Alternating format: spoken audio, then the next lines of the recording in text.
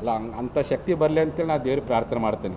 ನಾನು ಮೊನ್ನೆ ಒಂದು ಮಾತು ಹೇಳಿದ್ದೇನೆ, ನಮ್ಮ 12 ಜನ ಶಾಸಕರಿಗೆ ನಿಮಗೆ ಭಾಳ ದೊಡ್ಡ ಶಕ್ತಿ ಇದ್ದರೆ ಬಸವನಗೌಡರಂಗೆ ಉಗ್ರವಾಗಿ ಮಾತಾಡ್ರಿ, ಇಲ್ಲ ನಮ್ಮ ಸಚಿವರು ಇಬ್ಬರು ಅದಾರೆ ಅವ್ರಿಗೆ ಏನು ಕಿಚ್ಚೆ ಪಡ್ತೀನಿ, ಸರ್ಕಾರ ಮತ್ತು ಸಮಾಜ ನಡುವೆ ಹೆಂಗೆ ಸಿ ಸಿ ಪಾಟ್ರ್ ಕೆಲಸ ಮಾಡಿದ್ರು ಸಿ ಸಿ ಪಾಟ್ರ್ ಮಾದರಿಯಲ್ಲಿ ಸಂಧಾನಕಾರ್ಯ ಕೆಲಸ ಮಾಡಿರಿ.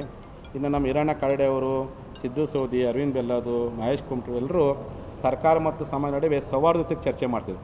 ಶಾಸಕರುಗಳು ಹಿರಣ್ಣ ಕಾರಡೆ ಮಾದರಿ ಮಾಡಲಿ, ಸಚಿವರಾದಂಥವರು ಸಿ ಸಿ ಪಾಟ್ರಂಗೆ ಮಾಡಲಿ, ಇನ್ನು ಉಗ್ರ ಹೋರಾಟ ಮಾಡಿದ್ರೆ ಬಸವನಗೌಡ್ರಂಗೆ ಮಾಡಿರಿ. ನಿಮಗೆ ಇಷ್ಟು ಅವಕಾಶ ಐತಿ. ಒಟ್ಟಾರೆ ಅವರು ಸರ್ಕಾರ ಇದ್ದಾಗ ಅವ್ರು ಹೆಂಗೆ ಎದುರಾಕೊಂಡು ಸಮಾಜ ಪರವಾಗಿ ನಿಂತ್ಕೊಂಡಿದ್ರು, ನೀವು ಎಷ್ಟೇ ಅವ್ರು ಬೈದರು ಅವ್ರು ಸುಮ್ಮನೆ ಇಡ್ತಿದ್ರು ಸರ್ಕಾರ ಕೇಳಿ ಅಂತ. ಹಂಗೆ ಇವ್ರು ಇವತ್ತು ಹೋರಾಟ ಮಾಡ್ಕೊಂಡು ನೀವತ್ತು ಮೌನವಾಗಿ ಬೆಂಬಲ ಕೊಡೋ ಕೆಲಸವನ್ನು ಎಲ್ಲರೂ ಮಾಡಲಿ ಅಂತ ಹೇಳಿಕ್ಕೆ ಇಚ್ಛೆಪಡ್ತೀವಿ. ಈಗ ಪಂಚಮಸಾಲಿ ಸಮಾಜದ ಬೆಂಬಲ ಪಡೆದು ಭಾಳಷ್ಟು ಜನ ಅಧಿಕಾರ ತಗೊಂಡ್ರು. ಈಗ ತಾವೇನು ಹೇಳ್ತಿದ್ರ ಅದು ಅವ್ರ ಆಡಳಿತ ಪಕ್ಷ ಇದೆ, ಮುಜುಗರ ಆಗ್ತದೆ, ಅಲ್ಲಿ ಬರಲಿಕ್ಕೆ ಹಿಂದೆ ಮುಂದೆ ನೋಡ್ತಾ ಇದ್ದಾರೆ. ಯತ್ನಾಳ್ ಗೌಡ್ರು ಆಗಿರ್ಬೋದು, ಸಿ ಸಿ ಪಾಟೀಲ್ ಅವರು, ಅವಾಗ BJP ಅವರು ಆಡಳಿತ ಪಕ್ಷದಾಗಿದ್ದರು, ನಿಮ್ಮ ಜೊತೆಗಿದ್ರು. ಈಗ ಅವ್ರಿಗೆ ಮುಜುಗರ ಆಗಲಿಲ್ಲ, ಮತ್ತು ಬೇರೆ ಪಕ್ಷ ಕಾಂಗ್ರೆಸ್ನವ್ರಿಗೆ ಯಾಕೆ ಮುಜುಗರ? ಅಲ್ಲ, ಮುಜುಗರ ಅವ್ರು ಅನ್ಕೊಳೋದು ಬೇಡ ಅಂತೇಳಿ ಈಗಲೂ ನಿಮ್ಮ ಕಾಲ ಮಿಂಚಿಲ್ಲ, ನಿಮ್ಮ ಆತ್ಮಾವಲೋಕನ ಮಾಡಿಕೊಂಡು ಇವತ್ತು ನೀವೇನಾದರೂ ಶಾಸಕರಾಗಿದ್ದೀರಿ, ನಿಗಮ ಮಂಡಳಿ ಅಧ್ಯಕ್ಷ ಆಗಿದ್ದೀರಪ್ಪ ಅಂದರೆ ನಿಮ್ಮ ವೈಯಕ್ತಿಕವಂತ ತಿಳ್ಕೊಂಡಿದ್ದೀರಿ. ಆದರೆ ಈ ಮೀಸಲಾತಿ ಹೋರಾಟದ ಪರಿಣಾಮವಾಗಿ ನೀವೆಲ್ಲ ಅಂತ ಅವಕಾಶ ಪಡ್ಕೊಂಡಿದ್ದೀರಿ. ಈ ಸಮಾಜವನ್ನು ತೀರಿಸುವಂಥ ಅವಕಾಶಕ್ಕೆ ನೀವು ಪಾತ್ರ ಆಗಲಿ. ಹಿಂದೆ ಯಾವ ರೀತಿ ಮೈ ಚೆಲ್ಬಿಟ್ಟು ಮಾತಾಡ್ತಿದ್ರಿ, ಈಗಲೂ ಅದೇ ರೀತಿ ಮಾತಾಡ್ರಿ, ನಿಮ್ಮ ಮನಸ್ಸು ಪರಿವರ್ತನೆ ಆಗಲಿ ಅಂತ ನಾನು ಹೇಳಕ್ಕೆ ಇಚ್ಛೆಪಡ್ತೀನಿ. ಈ ಮೂಲಕ ಸಮಾಜ ನಿಮ್ಮ ಮೇಲೆ ನಂಬಿಕೆ ಇಟ್ಟಿದೆ, ನಂಬಿಕೆ ಉಳಿಸೋ ಪ್ರಯತ್ನವನ್ನು ಎಲ್ಲರೂ ಮಾಡಲಿ ಅಂತ ನಾನು ಕಿವಿ ಮಾತಾಡಕ್ಕೆ ಇಚ್ಛೆಪಡ್ತೀನಿ.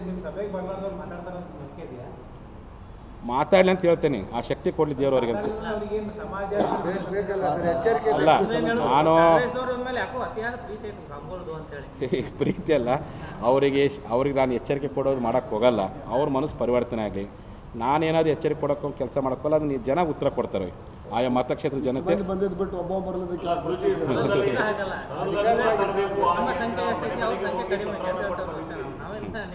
ಅದಕ್ಕೆ ಅವ್ರ ಮನೆಗೆ ಹೋಗಿ ಪತ್ರ ಕೊಟ್ಟರು. ಅವ್ರು ನಮಗೆ ಅದಕ್ಕೆ ವಕೀಲರ ಬೆನ್ನತ್ತಿದ್ವಿ. ಇವ್ರ ಮುಖಾಂತರ ಅದಕ್ಕೆ ವಕೀಲರ ಮೂಲಕ ಒಂದು ಹಂತಕ್ಕೆ ಹೋರಾಟ ಹೋಗೈತಿ. ಈಗ ಶಾಸಕಾಂಗ ನಂಬಿದ್ದು ಕೈ ಕೊಟ್ಟರು, ಕಾರ್ಯಾಂಗ ಆ ಕೆಲಸ ನಮ್ಮ ಮಾತಿಗೆ ಕಿಮ್ಮತ್ತು ಕೊಡಲಿ ಸರ್ಕಾರ. ನ್ಯಾಯಾಂಗ ನಂಬಿನಿ, ಪತ್ರಿಕಾಂಗ ನಂಬಿನಿ, ನೀವಿಬ್ಬರು ನ್ಯಾಯ ಸಿಗುತ್ತೆ ಅಂತ ನಾವು ನಂಬಿಕೆ ಇಟ್ಕೊಳ್ಳೋದು.